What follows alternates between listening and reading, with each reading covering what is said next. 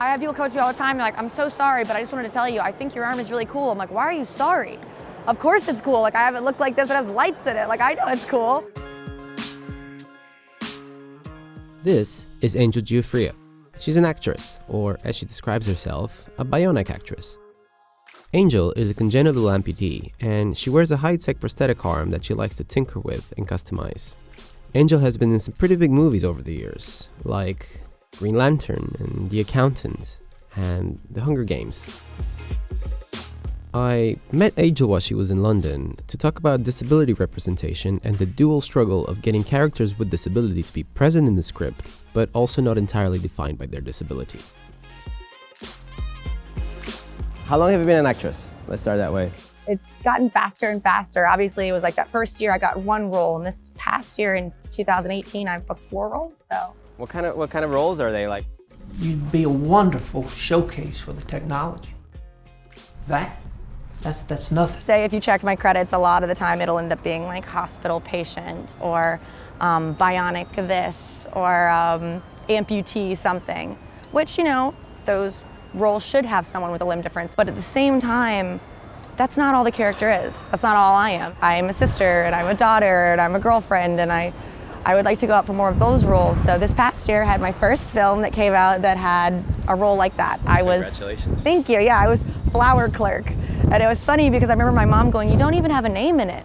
And I was like, I don't care. I'm not bionic flower clerk. So, you know, it wasn't the fact that the whole point was about my arm. I was just a person who happened to have either a limb difference or a really cool bionic arm. Yeah. And that's what I am every day. TV shows and movies that feature multifaceted characters who just happen to be different from the norm are still pretty rare.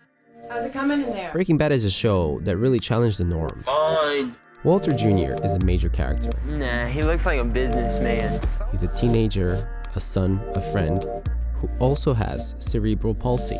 But the character's growth isn't limited by that detail. It only spurs it on.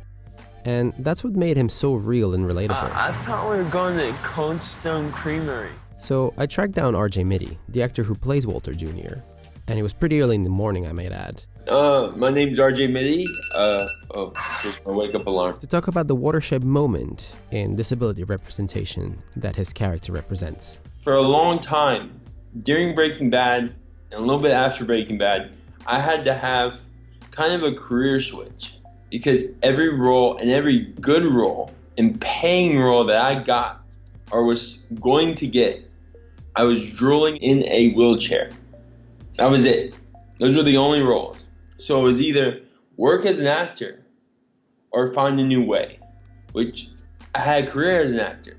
So I had to, for the most part, relinquish that. I had a very successful show. I was on something that is irreversible, that will always echo through history. I could not rely on that. I could not utilize that, because even then, as much as my character was normal, as much as my character was any other person in the world, people still saw the crutches. According to a study about Hollywood inclusion by the Annenberg Inclusion Initiative, which examined nearly 50,000 characters in 1,100 top films from 2007 to 2017, inclusiveness remains an outlier. In the 100 top films of 2017, 2.5% were characters with disabilities. But in real life, people with disabilities make up a significant portion of the world. In the US, 1 in 5 Americans falls into the category. So the exclusion of people with disabilities in the entertainment industry makes those people's experiences seem far less common than they actually are. A lot of times we have this way of making disability characters, right? The hero or the villain. There's usually not an in-between, and with good characters, you don't hate them, but you don't love them all the time. Obviously, they had Skyscraper come out recently with The Rock, which is great that they had a male lead that was an amputee. It was really exciting, but at the same time, the actor wasn't. We've had such a diversity push to talk about different minorities, yet disability is the biggest minority, and within that, you have other minorities as well. So it's kind of frustrating that we get left out of the conversation a lot of times. But there are some notable exceptions. In fact, one of those exceptions is what got Angel the courage to pursue an acting career in the first place. I worked on a film called Green Lantern, and I was doing extra work. It was back in the day, And I remember being on set and they had to choose someone for a featured role. The director came into a room and just picked me and walked away. And I was so excited and then realized, had this dread of, he didn't notice my arm. And he looks down and he goes, okay, have you ever been late for class before? And it was as simple as that. It was literally like, well, yeah. And he was like, well, I don't see why you can't be represented. Enter the wonderful world of Pixar, or more specifically, Finding Nemo. Finding Nemo came out in 2003, and its sequel Finding Dory in 2016. Are you sure you want to go to school this year? In both cases, characters with disabilities are not highlighted as different or abnormal. Instead, we get an inside glimpse of the types of challenges we all face as individuals. It's given kids the ability to talk about, say, a limb difference specifically in a way that other kids understand. When I meet kids now, it's great. When I was younger, I had no way of explaining it because I'd say, oh, I'm missing my arm. And they'd go, why? Now I say, have you ever seen Finding Nemo? They go, yeah. So you know how he has a lucky fin? I'm like, yeah.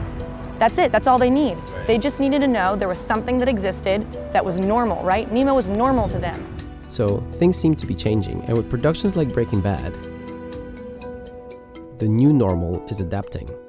Like, it's really not acceptable. People know it's not acceptable. That's why they're changing the norm.